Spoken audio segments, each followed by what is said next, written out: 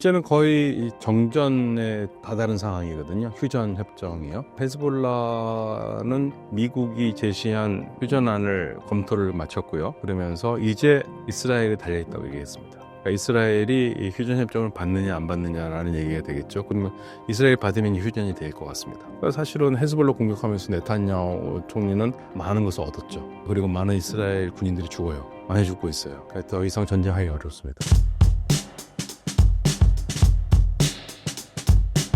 네, 안녕하십니까. 서강대 유럽연애 연구소의 박현우입니다. 네, 이슬람과 중동을 가르치고 있습니다. 최근 이스라엘과 헤즈볼라 간 대립이 격화되고 있는데 두 나라의 전쟁 상황은 어떤가요?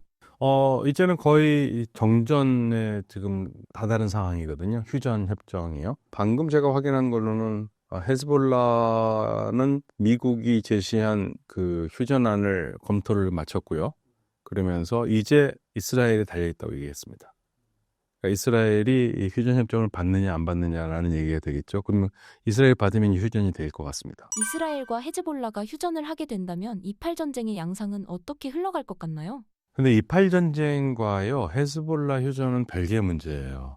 이스라엘은 헤즈볼라와 휴전을 하겠다고 얘기는 했어요. 그렇기 때문에 그 휴전은 어떤 면에서는 이루어질 것 같은데, 그런데 이 하마스와의 휴전은 고려하지 않고 있습니다. 사실은 트럼프 대통령 당선자가 취임 전까지 하마스와의 전쟁을 마무리하라고 얘기를 했다는 그런 보도가 많이 나왔는데, 그래서 내년 1월 20일 전까지는 좀 휴전되지 않겠는가 했는데, 이스라엘은 현재 하마스와 휴전하겠다는 얘기는 전혀 얘기하지 않고 있어요. 계속 가겠다는 얘기고요. 지금 상황이 되면은 트럼프 당선자가 취임을 하더라도 상당 기간 하마스를 쉽게 말하면 무력화시키는 작업을 계속을 할 것 같아요. 이스라엘과 헤즈볼라 사이의 전쟁이 이토록 격화된 시점은 언제부터라고 보시나요? 우리가 좀 다시 상기해야 될 상황이요. 2023년 10월 7일에 하마스가 이스라엘을 공격을 했거든요. 10월 8일부터 헤즈볼라가 북쪽에서 로켓을 쏘기 시작했습니다. 하마스를 돕기 위해서요. 그러니까 사실은 하마스가 그렇게 공격할 것을 미리 알았었더라면 조율해서 공격을 했을 텐데, 하마스가 전혀 얘기하지 않고 혼자 단독 작전으로 들어갔고, 헤즈볼라 입장에서는 하마스가 위험에 빠질 수 있으니까 어쩔 수 없이 이제 쏘기 시작한 거거든요. 그러나 아무튼 공격은 10월 8일부터 시작을 한 거고, 그럼 이스라엘은 전선이 두 개가 열린 상태잖아요. 근데 그동안에는 이제 하마스 공격하느라고 모든 힘을 쏟아놨는데, 이스라엘 입장에서는 헤즈볼라를 대적하지 않을 수가 없는 게, 헤즈볼라가 계속 로켓을 쏘면서 국경 근처 5km에 있는 마을들의 주민들이 무려 6만 명이나 이주를 했어야 되거든요. 최소 6만 명이나. 그러니까 그 주민들을 다시 되돌려 가야 되는데, 그러기 위해서는 헤즈볼라하고 뭔가를 할 수밖에 없는 상황이 됐잖아요. 그러다 보니까 네타냐후 정부가 헤즈볼라의 칼을 빼든 거죠.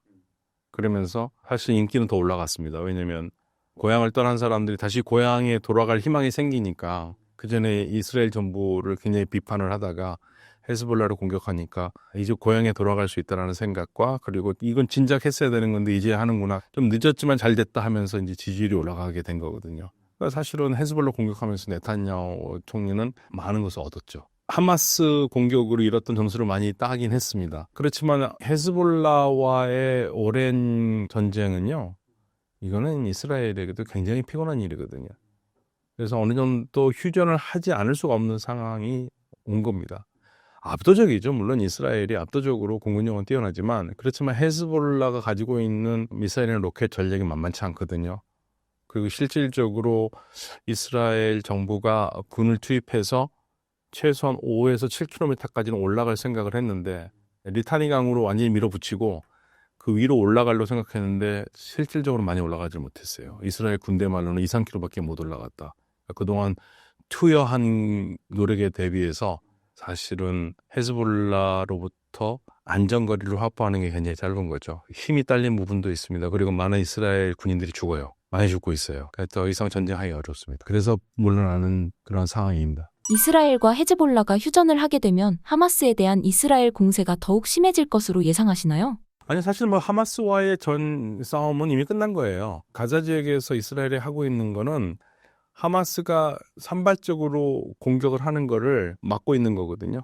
거기를 지금 계속적으로 공격하고 있는 거기 때문에 지금 거기서 전면전이라는 건 별 의미가 없고요. 산발적으로 일어나는 공격을 막으면서 거기를 계속 초토화시키는 작업을 하고 있는 거고, 지금 이제 이스라엘에서 나오는 이야기는 이제 앞으로 이 전쟁이 끝났을 경우에 가자 지역을 어떻게 할 것인가에 대한 논의가 있어요. 근데 네타냐후 총리가 함께하고 있는 굉장히 구구파들이라든지 그 당에서는 이쪽에 정착촌을 만들어야 된다는 얘기를 하고 있습니다. 사실은 정착촌을 2005년에 철거를 한 거거든요. 2005년에 철거를 했는데 다시 정착촌을 만들자는 얘기가 계속 나오고 있고, 그렇게 되면은 또 상황이 좋지 않은 상황이 되는 거죠. 가장 좋은 거는 가자 지역에서 이스라엘 군대가 나오고 여기에 다시 정상적인 생활할 수 있는 재건 작업이 들어가야 되는데, 이스라엘이 정착촌을 다시 세운다고 그러면은 이거는 사실은 불에 기름을 더 붓는 격이거든요. 안정이 올 수가 없습니다. 이스라엘에서 정착촌을 다시 세우게 된다면 어떠한 문제가 발생할 것이라고 보시나요? 이스라엘 사람들 가서 살게 한다는 얘기죠. 그 정착촌인 것은 이스라엘 사람들을 살게 하겠다는 거. 그럼 그 땅은 그만큼 뺏어간다는 얘기잖아요. 그럼 다시 격화될 수밖에 없죠. 어떤 의미든지. 그리고 국제사회, 국제법 위반이기도 안 하기로 한 건데. 이스라엘과 이란 사이의 전쟁은 어떤 양상으로 흘러가고 있나요?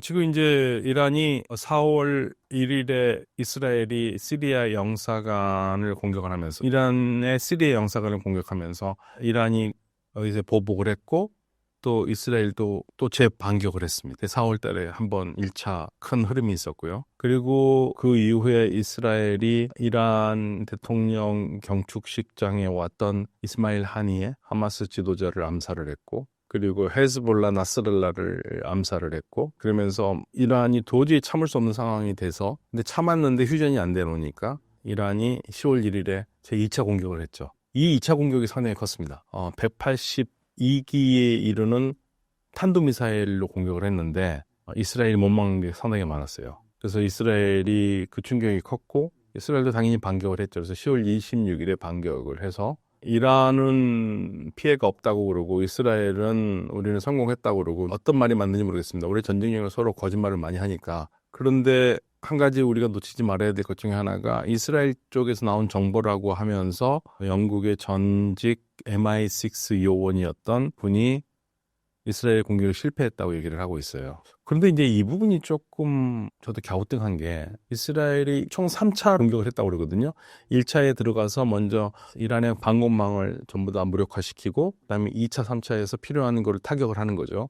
편하게 100대 전투기를 띄웠고 실질적으로 이란 영공에 들어가서 때렸다고 얘기를 하는데, 그런데 제가 인용했던 그 영국분의 말은 1차에서 실패했다. 1차에서 이란 들어가지 못하고 F-35가 이라크 영공에서 이란으로 들어가기 70km에서 100km 전에 낙곤됐다 이거예요. 그러니까 상대방의 레이더에 잡혀서. 근데 이란이 격추를 하진 않았고, 그래서 거기 잡혔기 때문에 거의 망한 거잖아요. 거기서 그냥 미사일 발사하고 나왔다. 1차가 성공을 못했는데 2차, 3차가 어떻게 있었겠느냐 이 얘기거든요. 그러면 공격이 실패했으면 이란이 굳이 재반격을 하겠다고 지금 나올 리는 없거든요. 그게 어떻게 됐는지는 모르겠습니다. 얼마나 피해가 있었는지. 그래서 이란은 지금 재반격을 하겠다고 얘기를 했고, 그거를 마치 곧 할 것처럼 얘기를 했는데 이란이 대통령 선거 끝날 때까지 기다렸고요. 기다린 의미는 뭐라고 그랬냐면, 선거 전에 공격을 하면 누구 편이 더 들을 수 있다라는 오해를 주지 않기 위해서 선거 끝난 다음에 공격을 하겠다고 얘기를 했고요. 선거를 끝났는데 아직까지 공격을 하지 않고 있어요. 근데 지금 나오는 얘기는 트럼프에게 기회를 한번 주겠다라는 뭐 그런 의미도 되고, 뭐 지금 트럼프가 왔어도 우리는 공격하겠다고 분명히 얘기를 하고 있는데, 일단 트럼프가 들어선 다음에 공격을 주춤하고 있는 건 맞습니다. 공격을 하지 않고 있어요. 그러니까 언제라도 공격을 해도 이상하지 않은 시점인데 이란이 공격을 하지는 않고 있죠. 이스라엘이 동시에 여러 국가와 전쟁을 벌이고 있는 이유는 무엇인가요? 이스라엘 네타냐후 총리는 이게 지금 하마스의 공격을 단순하게 독립적인 하마스의 공격으로만 보지 않고요.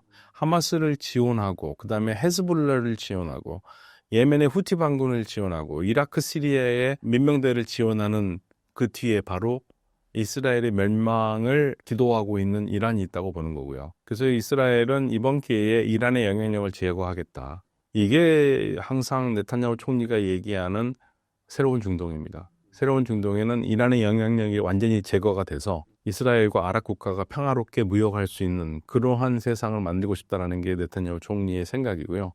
그 소위 말해서 신중동 구상, 그걸 이제 유엔에서는 이게 축복의 지도라고 그랬거든요. 이란의 영향력이 빠지는 중동의 지도를 두고 축복의 지도, 영향력에 의해서 살아있는 지도는 저주의 지도. 이렇게 얘기하면서 이 축복의 지도가 자기의 신중동 구상이라고 얘기를 했죠. 그러니까 이스라엘은 어떻게 해서든 이번 기회에 이란의 영향력을 제거하겠다라는 게 네타냐후 총리가 가지고 있었던 큰 그림이었습니다. 이번 이팔 전쟁에서 이스라엘은 새로운 중동 질서를 구성하려 한다고 합니다. 어떤 질서를 만들려는 건가요? 축복의 연대라는 것은 이스라엘이 아랍 국가들과 수교를 맺고 활발하게 무역을 하는 것. 그게 이제 작년 9월 9일에서 10일 뉴델리에서 열린 G20 정상회담에서 이스라엘, 아랍 국가, 미국이 인도와 함께 협의한 건데요. 인도에서 물건을 실어서 배로 아랍에미레이트까지 가서 아랍에미레이트에서 내려서 그 기차로 아랍에미레이트, 사우디아라비아, 요르단, 이스라엘로 가서 이스라엘의 가장 북쪽 항구인 하이파 항구에서 북쪽 항구 하이파에서 물건을 내려서 배로 유럽으로 가는 인도, 중동, 유럽 경제 회랑. 이게 이루어지는 거. 이게 축복의 지도고 신중동 구상의 핵심입니다. 저주의 지도라는 것은 바로 이거를 막고 있는 이란이 영향력을 중동에서 계속 발휘를 하면 사실은 실질적으로 이 항로가 이루어질 수 없지 않습니까? 사보타지가 일어날 가능성이 있습니다. 그러니까 제거하겠다는 그게 이제 저주의 지도. 이란의 영향력이 있는 지도가 저주의 지도인 거죠. 이스라엘 입장에서는.